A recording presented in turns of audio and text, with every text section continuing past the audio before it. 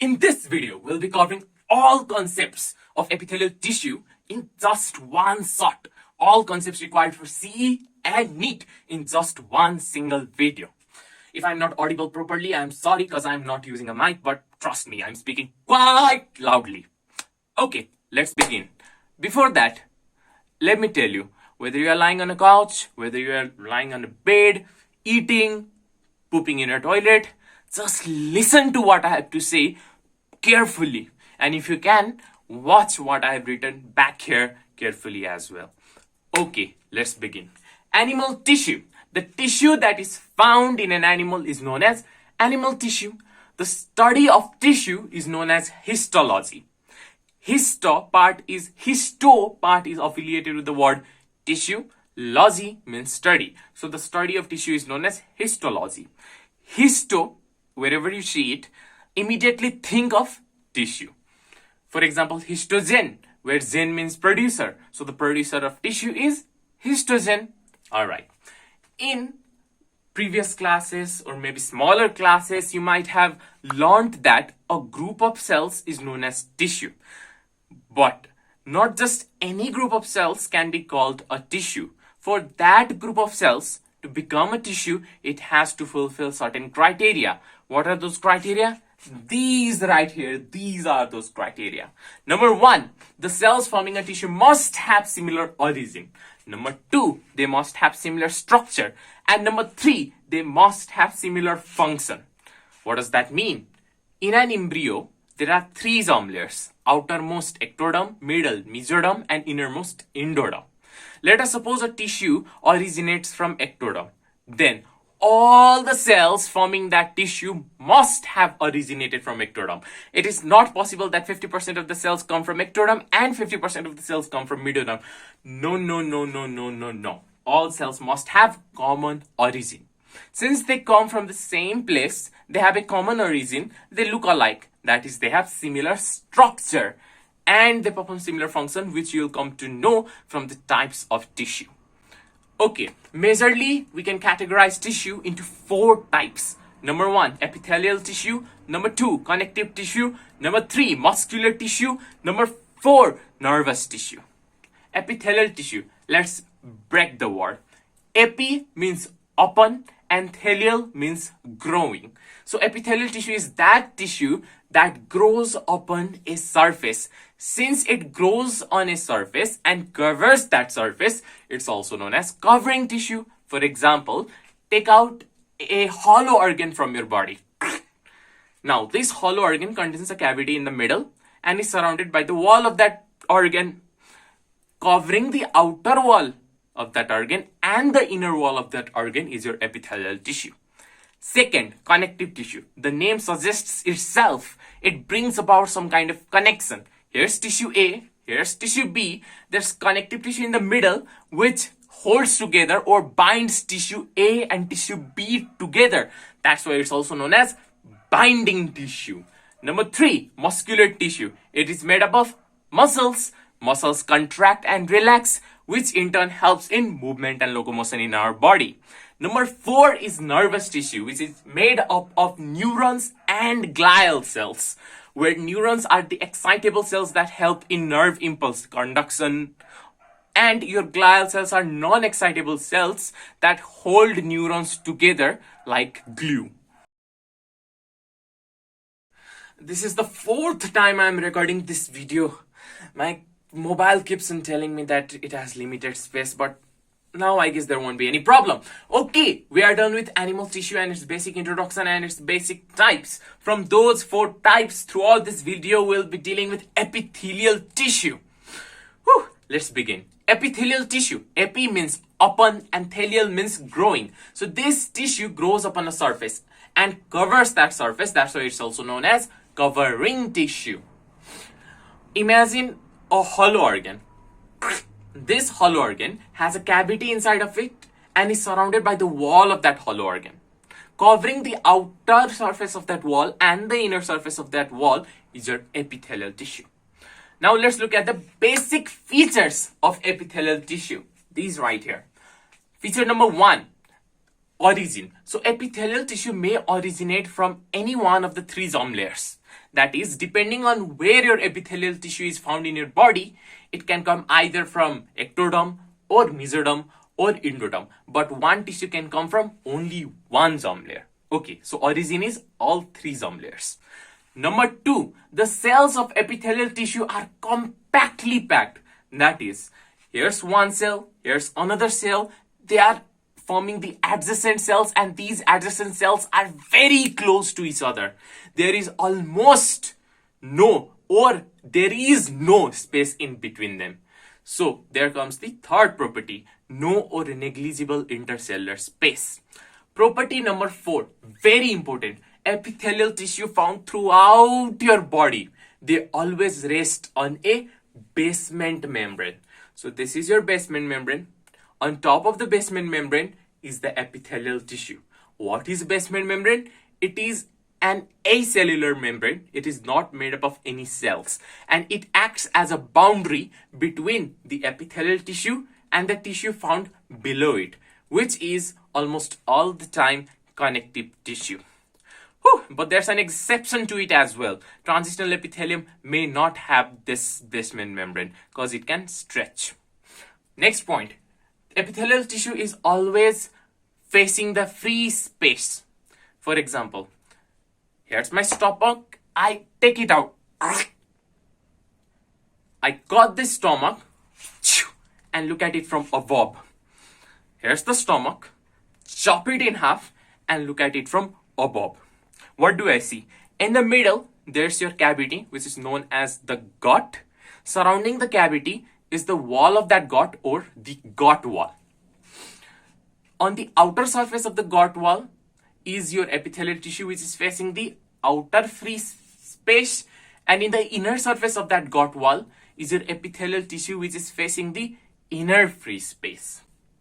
And the last point, epithelial tissue is avascular. That is, it is not supplied with any blood vessel.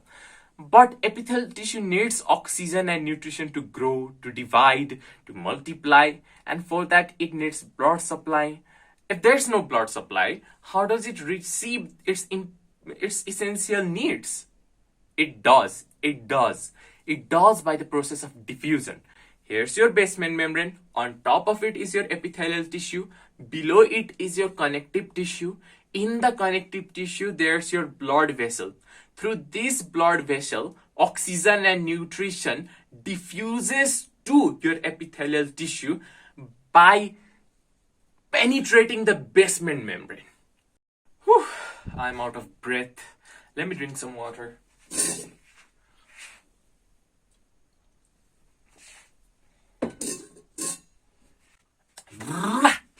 Okay, so the next topic. So now we know the basic properties of epithelial tissue. Now I'm going to tell you the types of epithelial tissue. Okay, epithelial tissue. It's made up of cells. Depending on, or on the basis of number of layers these cells are arranged in, it's of 3 types. So there's your type number 1, simple epithelial tissue. The word simple means that the cells are arranged in one single layer. This is your basement membrane. On top of your basement membrane are the cells, and these cells are arranged in one single layer.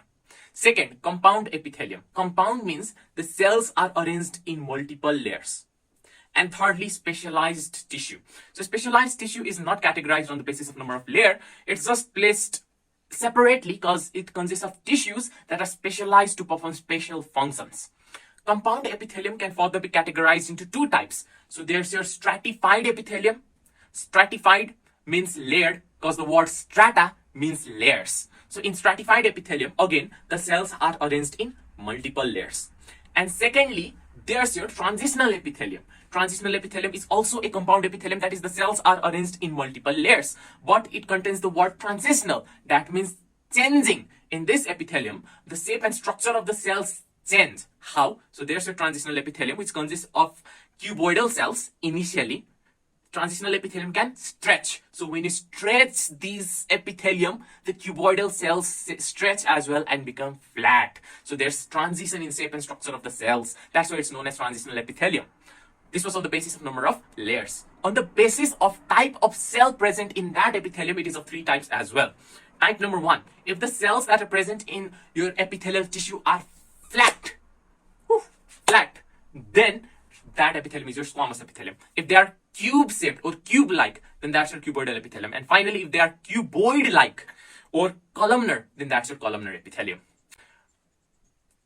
Suppose there's your epithelial tissue on top of this basement membrane where the cells are arranged in one single layer, then that's your simple epithelial tissue. The cells that are arranged in one single layer are suppose flat, tuck, tuck, tuck, tuck, tuck, then that's your simple squamous epithelium. If the cells are arranged in multiple layers, the flat cells are arranged in multiple layers, then that's your stratified or compound squamous epithelium. The same concept can be applied for cuboidal epithelium and columnar epithelium. So out of the three types of epithelial tissue based on the number of layers, let's look at simple epithelial tissue. Simple epithelial tissue is simple, that is the cells are arranged in one single layer. Depending on the type of cells that are arranged in that layer, they are further of three types. If the cells that are arranged in single layer are flat, then that's your simple squamous epithelium. If they are cube-like, then that's your simple cuboidal epithelium. And if they are columnar or cuboid-like, then that's your simple cuboidal epithelium. Let's look at simple squamous epithelium now. Simple squamous epithelium, when seen under a microscope, either the margin of the cells of simple squamous epithelium are straight or they are wavy. The one with straight margin looks like a pavement that is present in front of your house, maybe in front of a school building. That's why it's also known as pavement epithelium. But if the cells have wavy margin, then that's your tessellated epithelium. So now what you need to know are the locations where simple squamous epithelium is found and the function in those particular locations. You can remember this with the help of A, B, C, D, E. Let's look at what they stand for. A, alveoli. The wall of the alveoli, right, is covered by simple squamous epithelium, which is again surrounded by a capillary, which wall is also made up of simple squamous epithelium. Since simple squamous epithelium is made up of flat cells, it's extremely thin. And what's the advantage of being thin? Stuff can pass through it easily. That is, diffusion can take place easily. That's why at alveoli or in alveoli, diffusion of gases takes place and gaseous exchange is possible. Second is your Bowman's capsule. B for Bowman's capsule. In Bowman's capsule, which is part of your nephron, the parietal wall, so this is your Bowman's capsule, the inner wall is known as visceral wall, and the outer wall is known as parietal wall. The parietal wall is lined by simple squamous epithelium. Inside Bowman's capsule is your glomerulus, which is a bunch of capillary. This is also surrounded by your simple squamous epithelium. And due to the presence of simple squamous epithelium, the function filtration can take place. Ultrafiltration is the first step of urine formation that you will know in the chapter of urinary system. C for coelomic epithelium. So, in your body, you have your body wall, that's the wall of the bigger tube, and gut wall.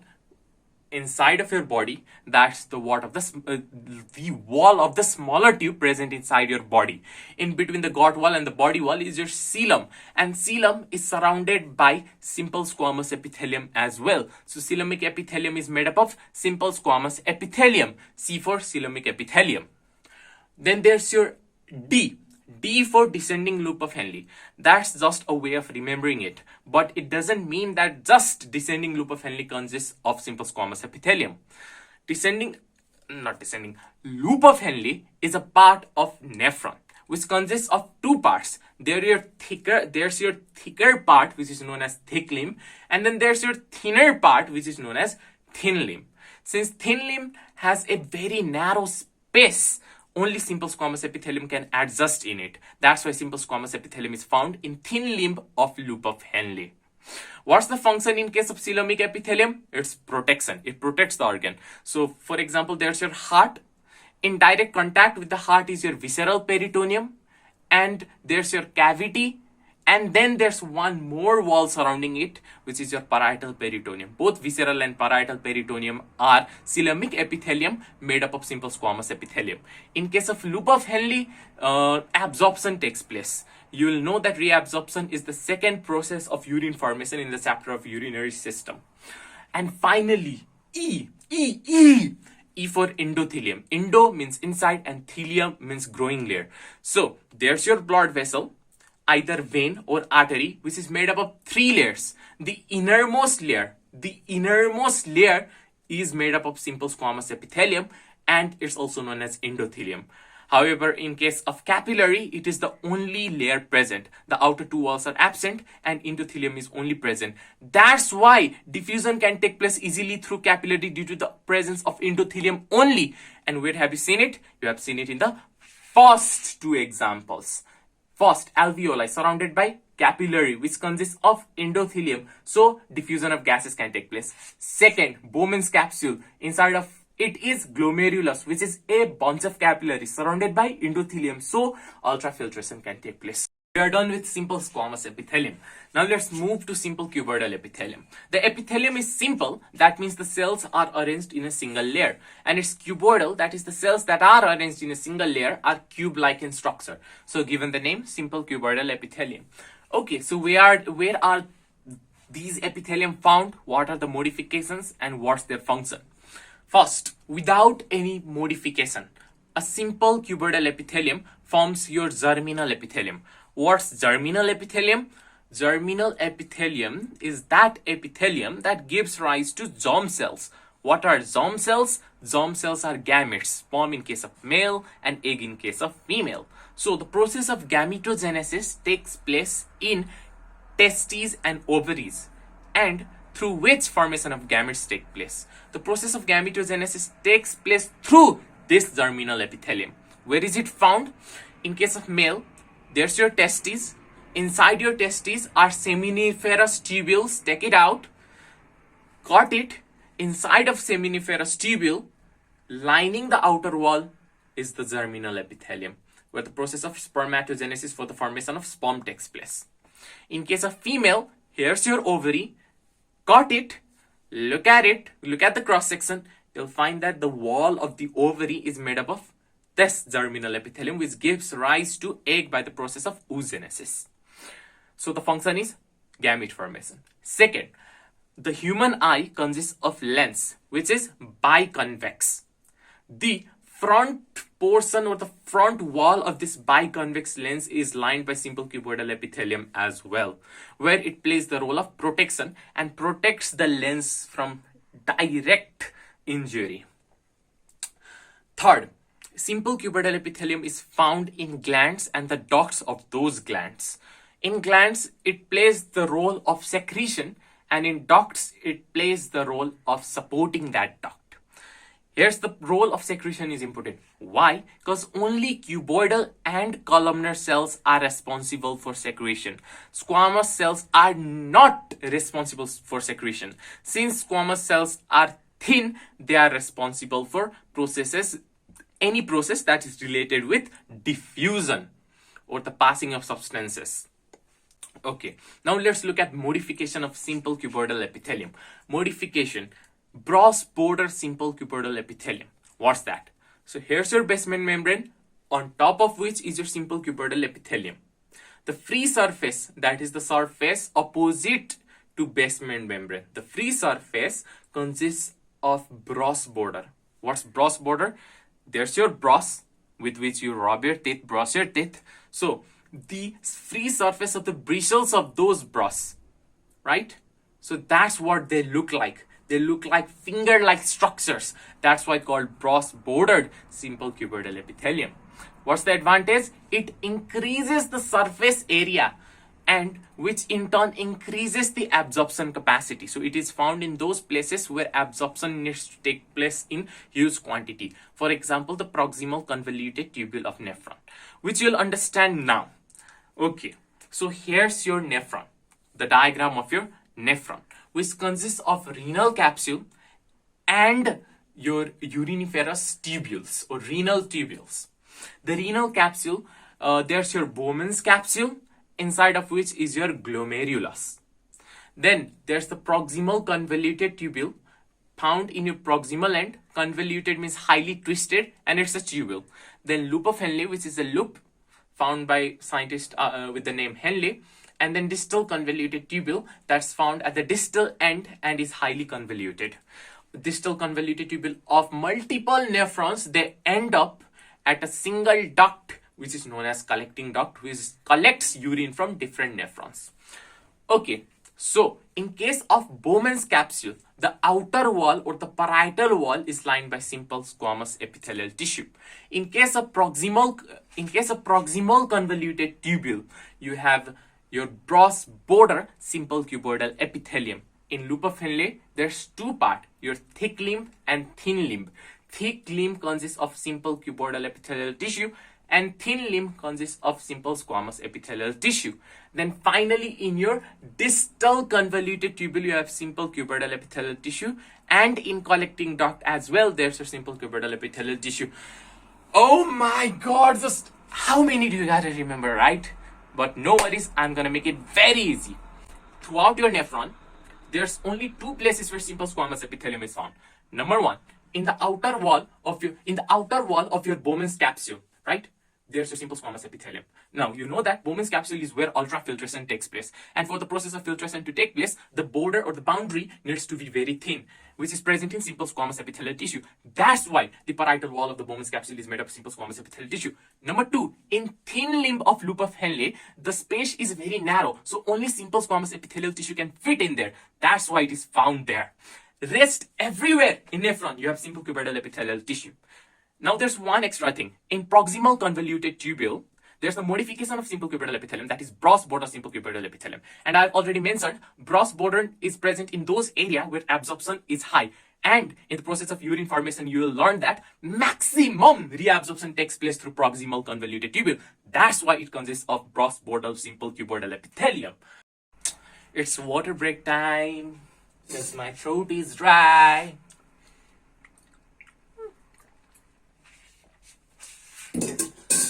This right here, keep it in your mind. Okay, we are done with simple cuboidal epithelium as well. Now time for simple columnar epithelium tissue. Again, present on a basement membrane. The cells are arranged in single layer. That's why it's called simple. And since the cells that are arranged in a single layer are long, columnar or cuboid-like, that's why called cuboidal. Simple columnar epithelial tissue. Not cuboidal. They are cuboid-like, and cuboid-like cells are present in columnar epithelium. Okay, they have three modifications as well. Modification number one, ciliated. So here's your simple columnar epithelial tissue. If on the free surface cilia is present, then that's your ciliated simple columnar epithelial tissue. The type of cilia present is kinocilia. The term kinocilia comes from the word kinetics, and kinetics deals with movement. That is, the cilia that are present are motile. Where is it found? In the fallopian tube of female reproductive system. What's their function there? So in fallopian tube, in the ampulla of the fallopian tube, a sperm fertilizes an egg and forms a zygote. This zygote needs to be transported, right, from the fallopian tube into the uterus. And this is done by the beating of the cilia of the simple columnar ciliated epithelium. The cilia shows a rowing movement, that is, it beats in one particular direction, which moves the egg from fallopian tube to uterus. Second modification is your broad border simple columnar epithelial tissue. That is, the free surface looks like the border of the bristles of a brush, which increases the surface area, which in turn increases the absorption capacity. Where is it found? In your small intestine, forming the inner wall, found in the inner wall of the small intestine are your finger-like projections called villi. These villi increase the surface area for absorption. Surrounding these villi, so here's your villi, right? Surrounding this villi is your broad border simple columnar epithelial tissue. Broad border simple columnar epithelial tissue itself has its own broad border like free surface. or finger-like projections. So villi itself is a finger-like projection which has smaller finger-like projections, which is your broad border, so-called microvilli. So the broad border of the simple columnar epithelium surrounding your villi is known as microvilli, which increases the surface area for absorption.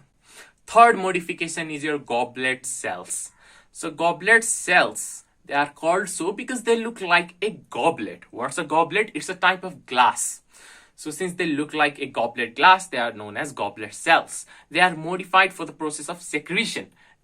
Goblet cells are glands that are unicellular, so they can also be just called goblet cells. They consist of large number of vesicles filled with mucus. That's why their secretion is none other than mucus.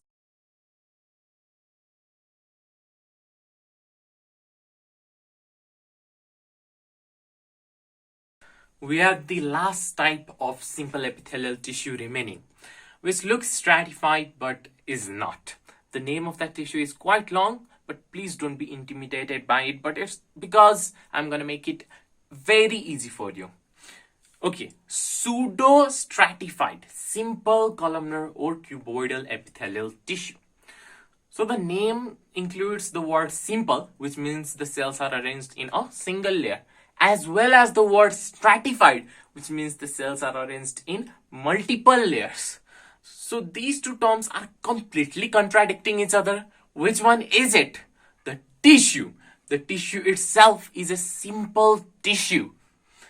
But it's not just stratified, it is pseudostratified. What does pseudo mean? Pseudo means false. Have you heard this term before? Amoeba have pseudopodia as locomotory structure, where pseudo means false and podia means legs. So these are the false legs-like structure that help amoeba to locomote. What does this look like? This is what it looks like. And if you look closely, you can see that there are two types of cells present, unlike the rest of the epithelium which we have studied till now. There are the longer or larger cells, and then there are your smaller cells. The nucleus of the smaller cells are at a position lower than the nucleus of the taller or larger cells, due to which there is stratification in the position of the nucleus. The nucleus of the smaller cells are present at lower position, and the nucleus of the taller cells are present at higher position. So when you stain this tissue and look at it under microscope, you focus on the nucleus. When you see the stratification of the nucleus, you think that the cells are stratified as well, but in reality, the cells are not stratified. That means the presence of nucleus at different position due to different size of the cells present in this tissue gives false illusion of stratification when there is not one. There's no stratification. You just think that the cells are stratified because the nucleus of those cells are present at different position. These have different modifications as well. Number one is your normal or non-ciliated pseudostratified epithelium that doesn't consist of any cilia. It is found in the vas deferens of male reproductive system. Second is stereociliated epithelium, where the free surface of the cells of this epithelium consists of cilia, but these cilia are stereo, that is stiff or non-motile, which is found in the epididymis of the male reproductive system. And finally, and most important of all, is your ciliated pseudostratified simple columnar or cuboidal epithelium. So on the free surface, in case of this epithelium, there's the presence of cilia, and the cilia is kinocilia. That means they are motile. Where is it found and what is its advantage? It's found in the upper respiratory tract. So there's your nostrils. Inside your nostrils, you can see cilia, right? Those cilia are those of this particular tissue. And then when you keep on going back, there's a huge nasal chamber. This nasal chamber is lined by this ciliated epithelium as well. Then comes the pharynx. The nasopharynx part of that pharynx, which is the part just behind the nasal chamber of that pharynx, consists of this cilia as well. Then directly move to trachea or the windpipe, which is lined by this epithelium, which breaks down into primary bronchi, which further breaks down into secondary bronchi. All these pathway for your air consists of ciliated pseudostratified simple columnar epithelium, which are the tall cells. When secondary bronchi further divides and redivides, it forms bronchioles, which consist of very narrow lumen where columnar cells can't adjust. So instead of columnar cells, you'll find ciliated pseudostratified simple cuboidal epithelium. So what's the function of having cilia there? When you breathe in, along with air goes in dust and dot. This dust and dot gets trapped in the mucus present at the lining of the conducting pathway of your air. And this mucus, along with the dust and dot, is continuously pushed upward due to the beating of the cilia which is present in this epithelium. So your conducting pathway is lined by, of the upper respiratory tract, is lined by ciliated pseudostratified epithelium, the cilia of which continuously beats in upward direction and is continuously pushing the mucus along with dust and dot trapped in it upward. So we are done with simple epithelial tissue. Now it's time for compound epithelial tissue. In compound epithelial tissue, the cells are arranged in multiple layers. Under compound epithelial tissue, we are going to deal with stratified epithelial tissue. Stratified means layered. Stratified comes from the word strata, which means layers. So in this epithelium, the cells are arranged in multiple layers. This is also of three types, depending on the type of cells which are present in the epithelium. First, you have stratified squamous epithelium. Second, stratified cuboidal epithelium. And third, stratified columnar epithelium. In stratified squamous epithelium, here's your basement membrane. On top of your basement membrane is the first or the bottom layer, which is made up of columnar cells. Then there's your middle layer, which is made up of cuboidal cells. And then there's your topmost layer, which is made up of flat cells. From this, you might have already figured out that the name for the stratified epithelium has been given on the basis of type of cells present on the topmost layer. That is, if the topmost layer cells are flat or squamous, then that's your stratified squamous epithelium. If they are cube-like, then that's your stratified cuboidal epithelium. But if they are columnar, then that's your stratified columnar epithelium. Okay, now stratified squamous epithelium. If the topmost layer or the topmost cells are covered by keratin, or if there is keratin deposition on the free surface, then that's your keratinized stratified squamous epithelium. But if keratin deposition is not there, then that's your non-keratinized stratified squamous epithelium that I'll be calling it by the short term NKSS. Okay, so on the basis of deposition of keratin, there are two types: keratinized epithelium and non-keratinized epithelium. In keratinized epithelium, there is deposition of keratin on the free surface. In non-keratinized epithelium, there is no deposition of keratin on the free surface. Since there is deposition of keratin on the free surface, the surface is rough or coarse.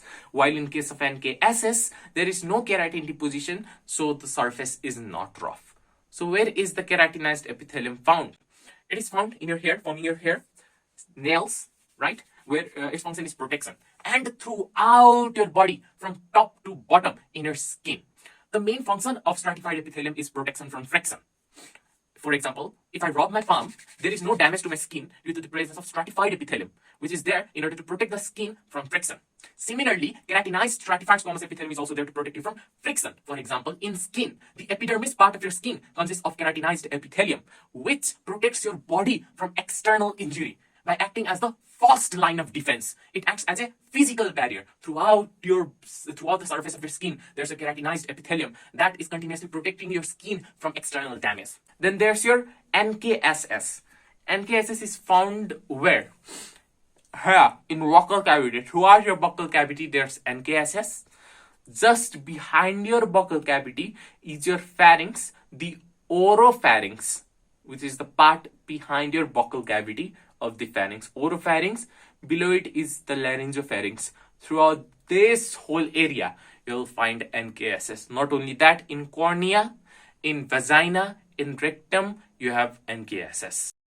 Now the remaining two stratified epithelium.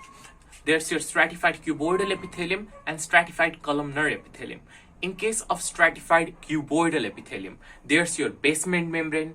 On top of the basement membrane is your bottom layer, which is made up of tall cells or columnar cells, and then the top surface is made up of cuboidal cells. Since the top surface is made up of cuboidal cells, the name has been given stratified cuboidal epithelium because the name is given on the basis of the type of cell that is present on the topmost layer of that stratified epithelium.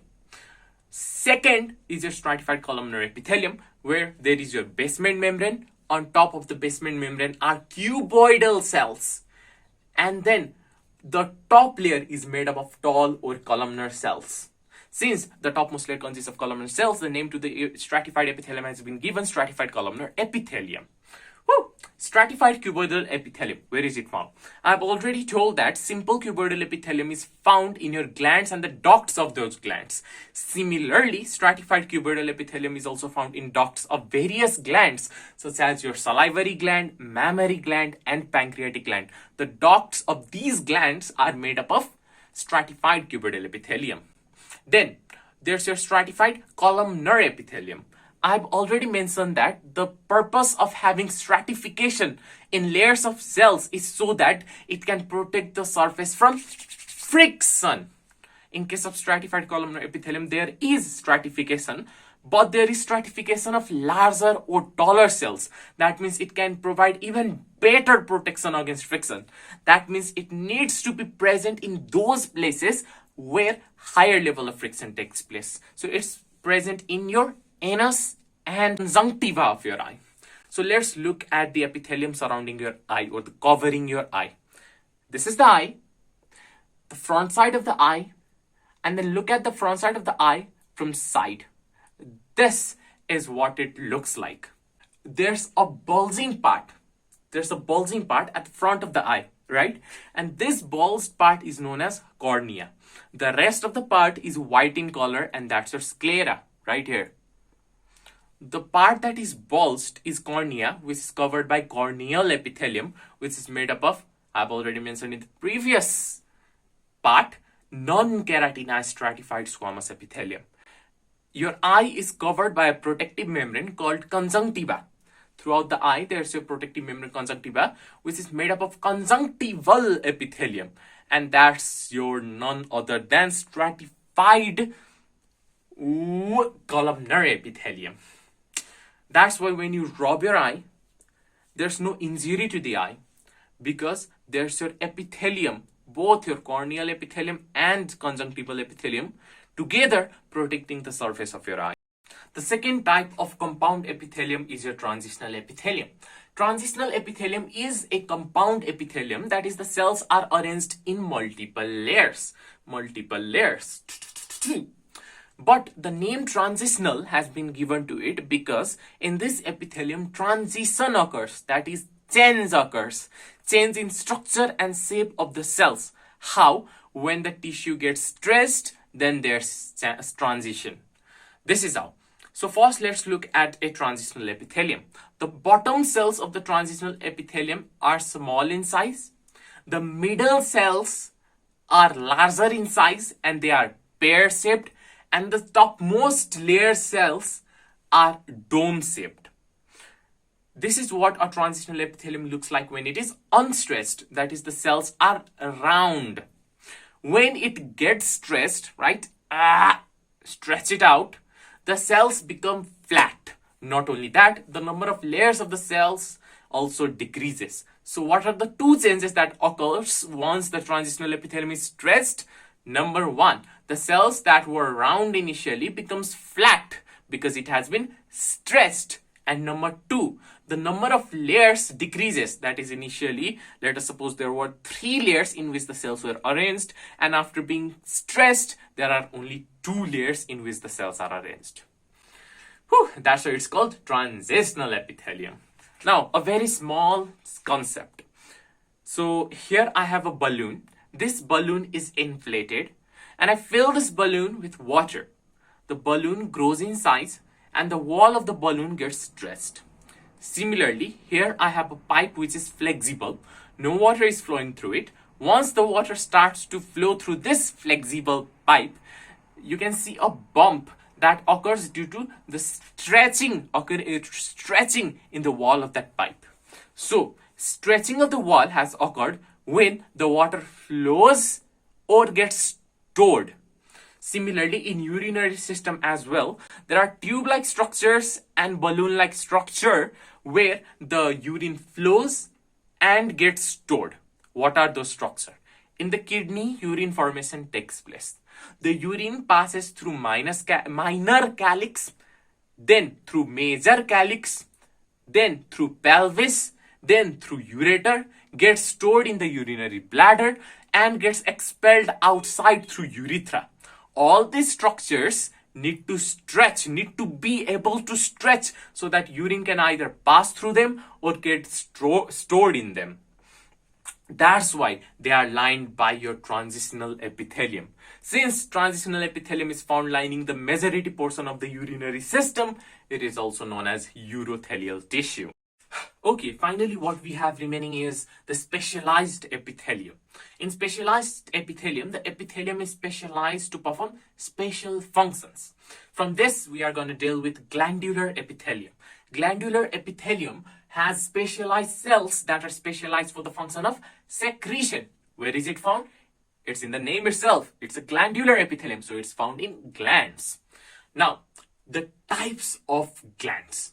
Number one, on the basis of number of cells, there are two types of glands. Unicellular gland, where the gland is made up of only one cell. For example, your goblet gland, which is also called goblet cell because it's just made up of one single cell.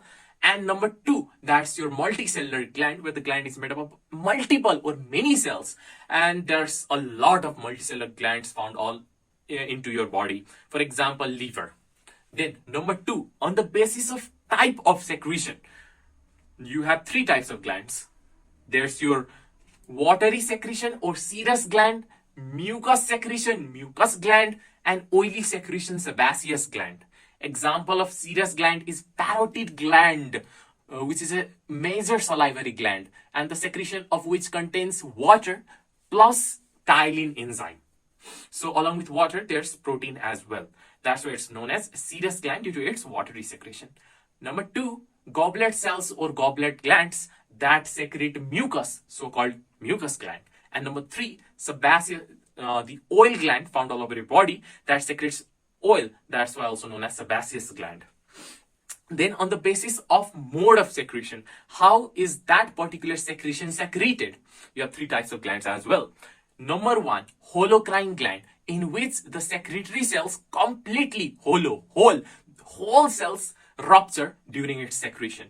For example, sebaceous gland or oil gland. During the secretion of oil, the cell ruptures. And then there's your merocrine gland, where the secretion takes place by the process of diffusion. For example, sweat gland and salivary gland. And number three is your apocrine gland, apex. Only the tip portion of the cell gets ruptured during the process of secretion. For example, mammary gland, during the secretion of milk, only the tip portion of the cells rupture and milk is secreted. And second, very important, all over your body, the sweat glands are merocrine. So what type of glands are sweat glands? They are merocrine glands. But except at the region of your armpit and groin region, the sweat glands found there are apocrine glands. And then there's on the basis of presence or absence of ducts. If ducts are present, then the glands are exocrine glands and the secretion is enzyme. If the ducts are absent, then that's your endocrine glands, where the secretion is hormone, which is directly secreted into your bloodstream. And third is heterocrine gland, where some parts are exocrine and some parts are endocrine. The examples of which are pancreas, which majority portion is exocrine, which secretes pancreatic juices, and minority portion is endocrine, which secretes insulin, glucagon, somatostatin. And second example is gonads, that is ovaries and testes. These are your heterocrine glands. Then on the basis of shape of the gland, you have two types as well. If the gland looks like a test tube, then that's your tubular gland. But if the gland looks like a sac or alveoli, then that's your saccular or alveolar or acinar gland. Whew. Water break once again.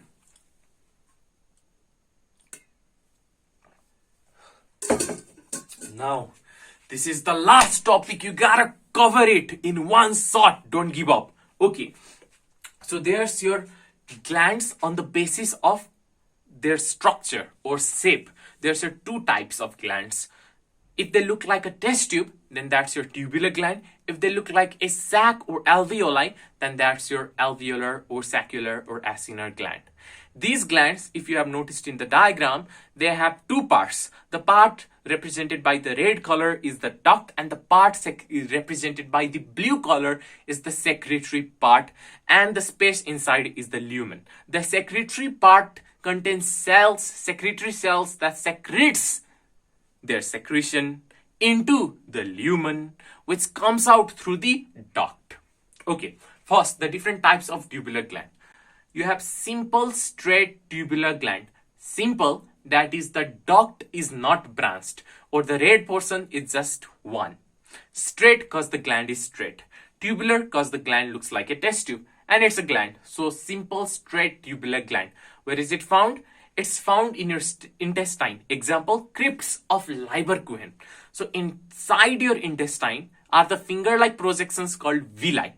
Alternate to each villi, there's your villi, then there's your gland, villi, then there's your gland, villi, then there's your gland, are the crypts of Leberkuchen, which are your simple straight tubular gland that secrete your intestinal juices. Second is simple coiled tubular gland, where it is simple, there's only one duct, and it is a tubular gland. But the secretory portion, you might have already observed, is highly coiled. That's why it's called simple coiled tubular gland. Example, sweat gland. Then there's your simple branched tubular gland. Simple because there's only one duct, or the red portion is not branched. Branched because the blue portion or the secretory portion is branched. So simple branched tubular gland, for example, gastric gland, Brunner's gland. Then there's your compound tubular gland. Compound because the red portion itself or the duct itself is branched. That's why it's called compound tubular gland. My mouth is getting dry. Then let's switch to alveolar glands. There's a simple alveolar gland or simple saccular gland, which is simple.